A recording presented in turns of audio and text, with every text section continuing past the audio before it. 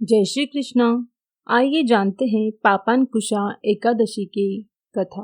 पापानकुशा एकादशी के व्रत से मिट जाते हैं जीवन के सारे पाप। आइए जानते हैं कथा के बारे में। पापानकुशा एकादशी 6 अक्टूबर 2022 को है। पापानकुशा एकादशी पर भी व्रत का फल तभी मिलता है जब कथा का श्रवण किया जाए। आइए जानते हैं व्रत की कथा। पापानकुशा हिंदू पंचांग के अनुसार आश्विन मास के शुक्ल पक्ष की एकादशी को पापानकुशा एकादशी कहते हैं। एकादशी तिथि जगत के पालनहार भगवान विष्णु की प्रिय मानी जाती है। इस साल पापानकुशा एकादशी 6 अक्टूबर 2022 को है। शास्त्रों के अनुसार जो पापानकुशा एकादशी का व्रत रखता है, भगवान विष्णु उसके सभी मनोरथ पूर्ण करते हैं। साथ ही उसे मृत्यु के बाद यमलोक में यमराज के अत्याचार नहीं झेलने पड़ते। एकादशी व्रत के प्रभाव से साधक और उसके पितरों को मोक्ष मिलता है।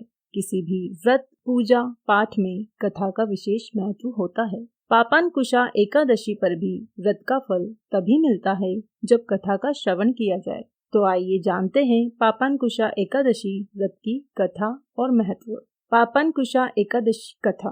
पौराणिक कथा के अनुसार एक समय विंध्याचल पर्वत पर क्रोधना नाम का एक बहुत ही क्रूर शिकारी रहता था। अपने जीवन में उसने कई पशु पक्षियों का शिकार किया, कई गलत कर्म और बेजुबान जीवों की मारकर वह पाप का भागी बन चुका था। जब उसका अंतिम समय आया तो मृत्यु के डर से वह सहमा हुआ अंगिरा ऋषि के पास पहुंचा। क्रोधना ने महर्षि से बोला, मैंने जीवन भर पाप कर्म ही किए हैं, मुझे नरक जाना पड़ेगा। आप ऐसा कोई उपाय बताएं जिससे मेरे सारे पाप मिट जाए और मोक्ष की प्राप्ति हो।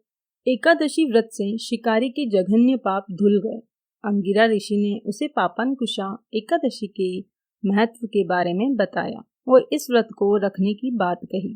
ऋषि के कहे अनुसार उसने व्रत रखकर विधि विधान से श्री हरि की आराधना की। व्रत के प्रभाव से उसे समस्त पाप कर्म से छुटकारा मिल गया और उसे वैकुंठ की प्राप्ति हुई। पापानकुशा एकादशी के व्रत में भूल कर भी क्रोध नहीं करना चाहिए, वरना पूजा व्रत का फल नहीं मिलता।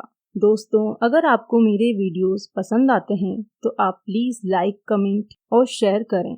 मेरे चैनल को सब्सक्राइब जरूर करें। धन्यवाद।